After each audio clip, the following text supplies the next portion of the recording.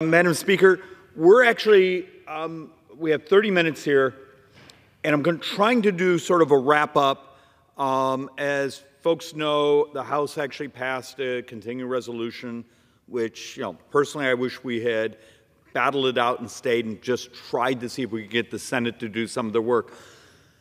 But I've been trying to find ways to get this place, the U.S. Senate, but also voters, heaven knows the presidential candidates, to take seriously the demographics and what's going on in our country, but also the world. We're not the only one. So I'm going to bring, as I often do, the boards, but let's probably put this in a type of perspective. Article, the world has now surpassed its record of debt. So believe it or not, it was during the Napoleonic Wars that the amount of debt in the world actually skyrocketed. Congratulations. Right now, I think the world governments are $312 trillion in debt. Why is that important? Well, the burn rate of the United States, we're burning right now, and remember, this is a fairly decent economy. And we're borrowing about $70,000 a second. Every day, $70,000 a second. I'm going to show you some boards to sort of walk through this. Do you think there's this ocean of capital in the United States and around the world that's really excited to keep buying U.S. bonds and just keep buying them and keep buying them and keep buying them? When you read the stories about how many Americans are struggling right now and struggling with their own debt, how much liquidity is there to keep consuming our bonds? And so one of my pitches I keep trying to sell here is if we keep up what's going on right now, where we're borrowing, in a good year, a couple $1 trillion. We will borrow a couple $1 trillion this year. Congress has made the decision that those who will really run this government, those who really run this country, will be called the bond market. Because if you need to refinance like we did this year, this fiscal year, we've refinanced about $8 trillion and bring to market an additional $2 trillion. So you're basically sitting on $10 trillion. And that's not even counting the short term where it was a 30-day and 6 months and those things that had to be rolled. You're subject to the fragility of the bond market and what interest rate and how much liquidity and how many idiots like me come behind these microphones and try to explain the world debt markets to you. Take it seriously. It's not a game. United States is now number 14 on the credit stack. That means there's 13 other countries today that can sell a 10-year bond cheaper than us. Greece today can sell a 10-year bond cheaper than the United States. Think about that. And the first warnings I'm starting to pick up in some of the financial press. Now, this is sort of the deep bond articles and those things. When Moody's is starting to allow their people to leak out information saying, yes, but last November, we actually put the United States on a negative watch. Remember, we're still in AAA, negative watch. That's what they did to us a year ago. Stories are starting to circulate. If the United States doesn't look and act like we're taking our debt seriously, we're going to get a downgrade. Now, you go, well, who cares? You're the reserve currency. Guess what? There's 13 other countries with better credit ratings than the United States.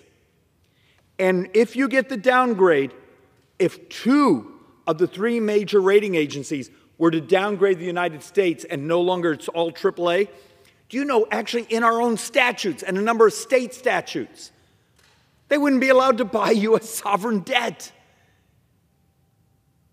Are you ready for the interest rate? So the Federal Reserve starts to lower and our interest rates actually, have you noticed, has anyone been paying attention? Just go on the bond market. Have you noticed that U.S. sovereigns aren't going down the way, the yield curve is starting to look normal again, semi-normal. Why aren't they going down? I'm going to argue our voracious appetite for debt and consumption, because this place won't tell you the truth.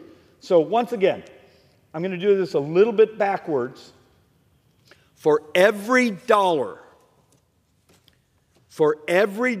this year we take in, how much do we spend? Come on, let's make this a play-at-home game in your own head. So we take in $1, what is spent? If you said $1.39 for every dollar, $1.39 for every dollar of tax receipts we take in. You got to understand, and this will get dramatically worse in a decade because the Social Security Trust Fund will be depleted. The Medicare Part A, which covers what, 40% of Medicare, the rest is really coming out of the general fund, will be depleted. We'll have, in 10 years, 23% of Americans 65 and up ready for their earned benefits. And we got to figure out a way to finance it. So let's sort of make a point here. When I come, and I typically used to start with this board, trying to say, do you see the blue area? This is defense. This is non-defense. That's what you as a member of Congress get to vote on. Every dime you as a member of Congress vote on is borrowed. Understand, the borrowing's actually bigger than the blue here because, that's a $1.8 trillion. Well, this year we're going to borrow $2 trillion. If you want to put in the interest and money we're paying back to the trust funds, it's what, $1.2 trillion, $1.3 trillion, or $2 trillion, $300 billion. What that means is every dime of defense is borrowed. Every dime of non-defense discretionary is borrowed. And let's call it $400 billion of your favorite earned benefit. Let's call it Medicare because that's easy. And I know this place loves to come behind these mics and speechify, I'm going to cut so-and-so's salary because they're a crap administrator. Great. You just took an hour of our time that if we're borrowing $70,000 a second, did you help us? We seem incapable of doing things that are serious. Hell, we're incapable of telling voters the truth. This weekend I had a wonderful woman come, if we would just get rid of foreign aid, we'd be fine. And you show her that every dime of foreign aid, when you actually make where the money actually goes, is, a week and a half of borrowing at most. And that's every dime. And most of it's actually money that comes back because they buy our stuff. So a week of borrowing. And she just looked at me with these daggers because she had a text message from someone she never knew, basically telling, if you got rid of foreign aid, you could balance the budget. No, it's about a week. Get rid of congressional salaries. I did this math. It's like 6 seconds of borrowing every day. Please stop bathing in the clown show. And this is for members and staff and the public that we need to be educated. You need a well-educated electorate to pay attention because we're going to have to do some very difficult, complicated. If you think there's a simple solution to when every dime a member of Congress votes on is borrowed, do you think that's a simple solution? Turns out you got to revolutionize the cost of health care. You can disrupt it with technology, with other processes. You could adopt technology to crash the price of government. You're going to have a discussion about talent-based immigration. Remember, in 15 years, the United States has more deaths than births. I believe we're about to have the 5th year in a row where prime-age males are dying younger. In the last 6 years, 390,000 Americans have died of fentanyl. Well, it turns out next year we might have a fentanyl vaccine. You go, I don't like it. 390,000 have died in 6 years. You're not willing to deal with the moral imperative of saving our brothers and sisters? We need to think differently. And the fact of the matter is you're living in a time of miracles. We can cure hepatitis C. We can cure hemophilia. There are things that are coming out. There's the Vertex experiments that look like they're about to cure type 1 diabetes. If diabetes is 33% of all U.S. healthcare spending, what is the morality, but what's also the amazing economics? if we would fixate in the farm bill, nutrition support, in the way we deliver health care to get our brothers and sisters healthier. Turns out it's the single biggest thing you could do for stabilizing U.S. debt. It's making America healthier. How many people have you heard come behind these microphones in the last year we willing to say that? Because you upset the lobbyists walking up and down the hallways that need people that are sick. Look, and we'll do better. We're working hard on this chart, but we're having, because I swear there was someone out there. If someone out there knows where I can find it, call my office. But we're trying to actually build a chart that shows all the outlays. Because I keep getting people saying, well, if you just cut this, cut that. And I'm trying to show you, oh, that's great. You just got rid of 3 days of borrowing, 2 days of borrowing. We did actually a little contest earlier in the year, and we added up everything. And it was about 3 weeks. And we published that. You say, oh, it can't be. I was told that it's just waste and fraud. Or as Democrats say, we don't tax rich people enough. Once again, and I did multiple presentations on this. I actually brought the boards and did all that. Every tax that's truly been proposed is written out, where you tax income, you tax capital gains, you tax, all up and down for people $400,000 and up. When you did the economic effects, you got 1.5% of GDP. All the things we've truly talked about cutting, which would, if all discretionary is like $860 billion, if you got rid of how much? Could you get rid of a quarter of it? Could you get rid of a third of it? Okay, let's pretend you get $300 billion of it. All the Democrats' tax hikes, all of our cuts, you get 2.5% of GDP. We're going to borrow in a good economic year. The reality, tax receipts are pretty good this year. We're still going to borrow almost just a little less than 7% of GDP. Think of that. What the hell, what happens if there's another pandemic, if there's a war, if there's a recession? We barely have the capacity now to cover our current spending. And so part of the reason for a chart like this, and I know it's unreadable from a distance, but we've been trying to put in, saying, oh, the Department of Agriculture is 1.27% of spending. This energy program is 0.12, trying to basically explain that the theatrics of this place don't come close to adding up. 100% of borrowing from today through the next 30 years. Now, this doesn't mean you don't revolutionize government every way you can, but the big number says every dime of borrowing from today through the next 30 years, 75% of it is health care. It's mostly Medicare. We got older. And in 9, 10 years, when the Social Security Trust Fund has been depleted, are we going to reach into the general fund and backfill it? How are we going to cover that? Are we going to allow the doubling of poverty of seniors in America? We already have a crisis right now with the number of senior baby boomers that are ending up on the street. This is really screwed up. And yet this place, when you start say, we engage in this theater, well, I'm going to cut this program. I just got rid of 15 seconds of borrowing. Okay, maybe we should do that, but don't think you actually accomplished something. Because in the time of that debate, we've often borrowed more than the debate would have saved. And now for a couple of the punchlines. And I'm going to do this 3 or 4 ways because I'm trying to get it to burn in. Remember how before I was telling you for every dollar we receive in taxation in the federal government, we spend $1.39? Here's one of the punchlines you need to have burned into your consciousness.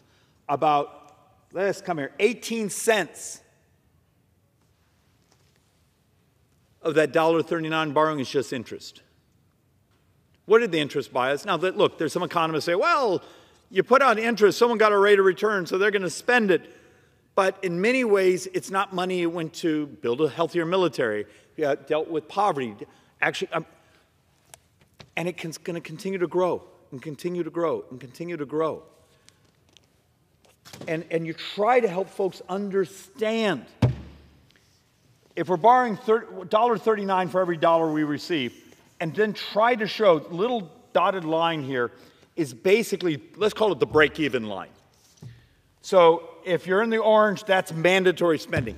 We don't get to vote on it. It's a formula. And many of those formulas haven't been looked at in decades. You see the blue? That's interest. That's a huge part of the growth. Interest in that healthcare. See the gray up here? That's all discretionary. All we actually debate around here is a fraction of this gray. And you look at it, and you get over here, so even when you get away from the pandemic and you start to look into the future. Now, I don't know if you noticed the tiny, tiny, tiny, tiny improvement right here in 2025. That's where we're still banking on no recession, no slowdown. Now, in 26, it will get also a tiny bit better because working people are going to pay about $400 billion in additional taxes. Remember, a whole portion of the 2017 tax reform expires, and some of my friends who are running for office on the other side have made it clear they do not support anything from that tax reform in 2017. Okay, just be prepared. We calculate for, now I have a higher income, a very well-educated district, so look, I'm blessed. We calculate it's almost $3,000 per family. Tax hike if we don't fix this next year. This isn't a game. Can you imagine what the economic impacts are going to be if you do that to working people? And yet, you continue to show chart after chart after chart after chart after chart. And I want to make a point. I've done presentations here where you show, here's the last 75 years. Here's years where we had very high marginal tax rates. We get about 17, 18% of the economy in taxes. Here's where we've had low marginal tax rates. We get about 17, 18% of the economy. Your solution, if you actually want to do facts and economics and not political rhetoric, is adopt regulatory policies, tax policies, trade policies, though, that maximize economic growth. If you want more tax receipts, if you actually care about the debt, stop living in this fantasy. We're just going to tax rich people, and that takes care of everything. If you look at some of the proposals, they've already spent the money 3 or 4 times. And I keep trying to present over and over and over, when you start to realize the amount of our spending, and by the end of the decade, think of this, 10 years from now, if you add in the debt we will owe to the trust funds, what's left of them, we're at $56 trillion. $56 trillion. What happens if interest rates move against us? Remember, interest today is the second biggest expenditure in this government. Social Security, and then behind that is interest, then Medicare, then defense. Defense is now the 4th expenditure in this government. And you try over and over and over. So you see right here, 2024, 25, you see the little tiny movement we get in 26 and a couple of years after that. And then boom. Now this here is because the tax hikes that are coming, that they're already in statute. They're coming. It's not a vote. We're not going to take a vote and say we're going to raise these taxes. It's called tax expirations. It's already coming. It's math. But boom.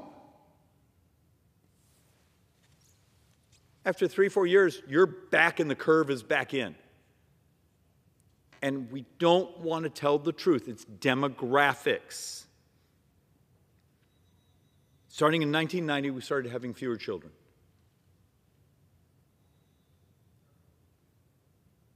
Why can't we start to tell the truth of here's what we're going to do in our regulatory code, our tax code, to promote investments in things that make us more productive?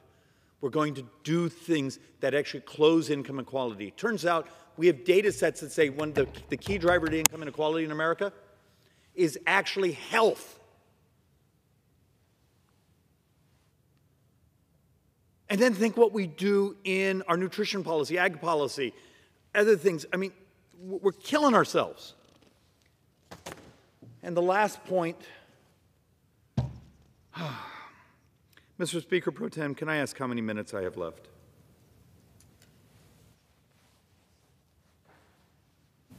The gentleman has 9.5 minutes remaining. All right. For everyone's sanity, I promise only to use a couple of it.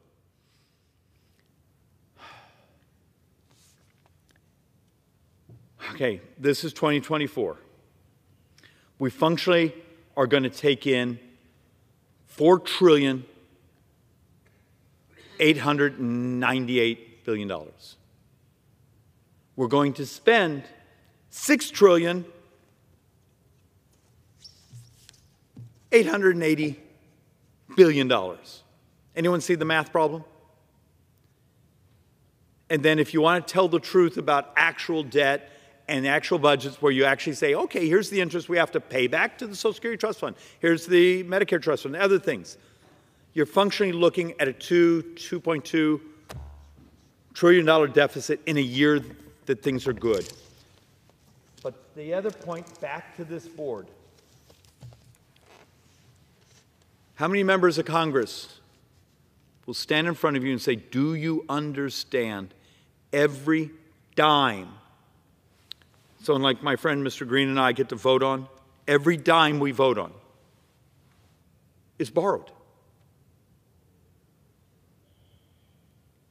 When 14.1% of all federal spending is just interest.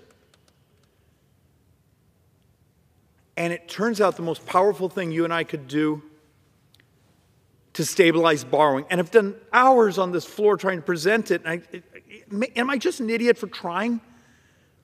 Showing it actually can't come from tax hikes. Okay, fine, do that, but it's marginal. Many of the things we want to cut, I actually believe government is dramatically too big and too intrusive. Cut them. But unless you tell the truth about the primary drivers of U.S. debt, which is demographics, it's healthcare.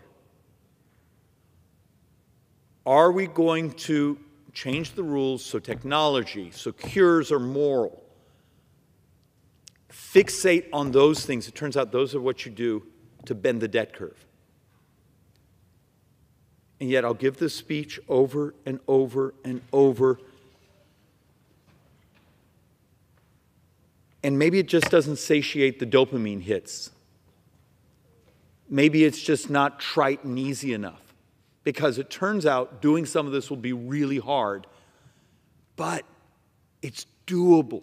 There is a path. My 2-year-old is running around here somewhere. I mean, yes, I have a 2-year-old and 8-year-old. And my wife's exactly my age. Yes, I'm pathologically optimistic. I always think that's funny. My little boy, when he turns 21, 22, every tax in the United States has to be doubled. Every tax has to be doubled just to maintain baseline spending. Absolutely immoral what we're doing.